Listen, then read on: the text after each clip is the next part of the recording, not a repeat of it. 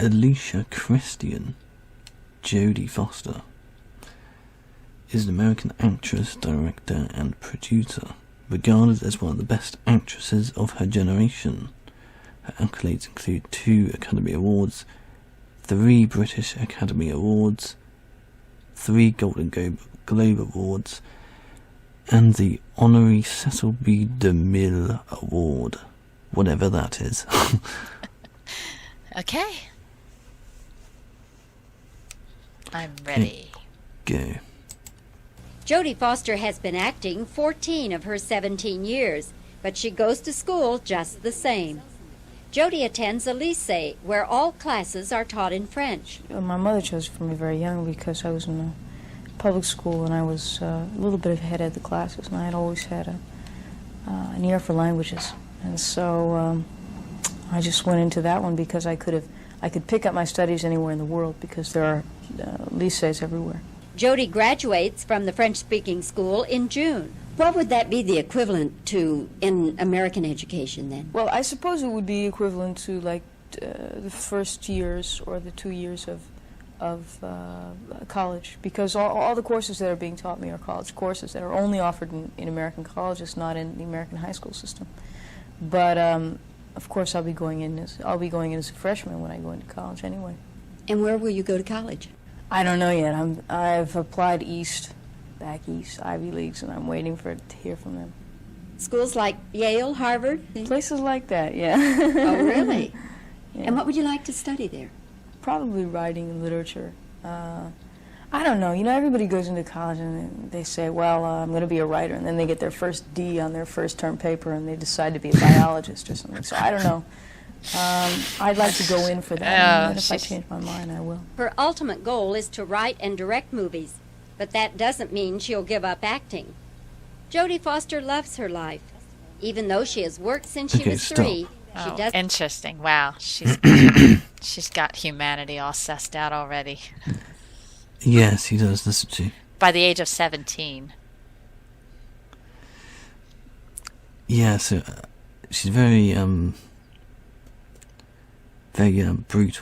brutally honest, just says it how it is. Yes. Yes, I mean, the T is just, like, incredibly obvious. Mm-hmm. I think. It's just like... I agree. Oh, everyone goes to write, and then they get a D, and then they change. Yeah. It's just so, like...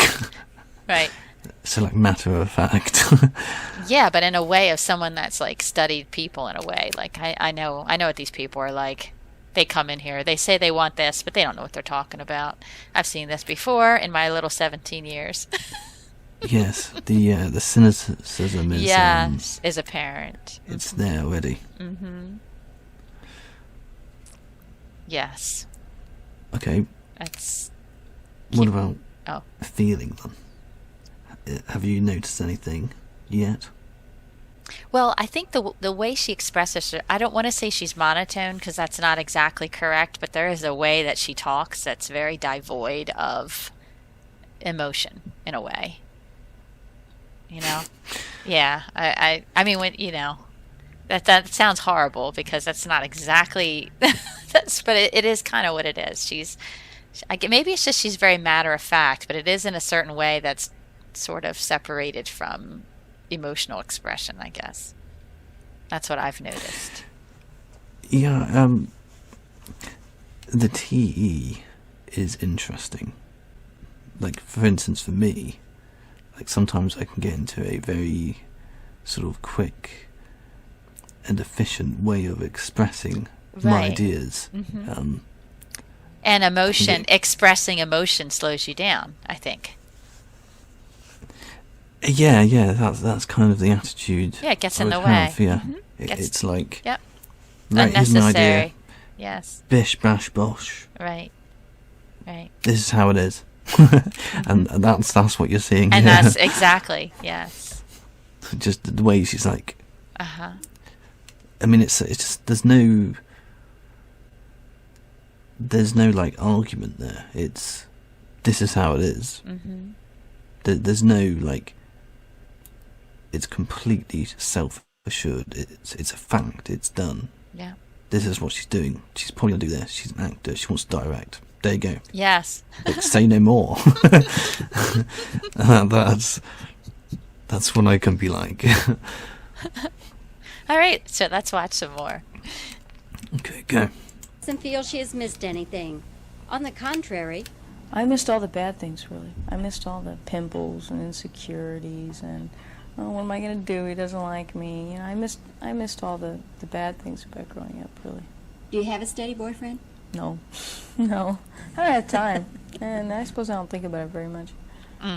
What kind of fellow would you like, really, when you do have time to get around to that? Oh. Run, I Jodie. don't know. I suppose I would like somebody who understood my business and who would be able to understand that when someone, when you're on camera and someone comes up to you and says, Jodie, you're beautiful, that it doesn't mean anything, that it's just what you say. for all her schooling, Jodie has never studied acting. But working 13 years with some of Hollywood's finest actors and directors has been the best kind of coaching. Who are the actors or actresses that you look at and say, wow, that's the kind of actor I'd like to be? Well, I think Robert De Niro is the best actor now in the world, the most versatile, and he has more to say. And I don't think there's anyone that could equal him. But as far as female actresses, I guess I like. I think Ellen Burstyn is very good also. I love Ellen Burstyn. Katharine Hepburn, you know, when you're young, Katharine Hepburn. What qualities do you see in them that really turns you on? There's I suppose the greatest quality for a woman actress would be a kind of intelligence and a strength that comes out. Sometimes it's sort of loony, you know, like Vanessa Redgrave. She gets kind of strange and these big eyes, but you know that she's a very bright, intelligent woman. In a man, I think it's a sort of vulnerability. That's probably the most, the biggest factor. Interesting. When you look at the biggest actors today, that's what they all kind of Oh have. my word. Okay, pause there. That is so interesting. That is very So interesting. what does she say with women? What does she appreciate in women? Intelligence. What does she appreciate in men? Vulnerability, feelings. That's very interesting. It is, isn't it? Yes, yes. Okay, should we keep going? Yes. Okay. Okay, go.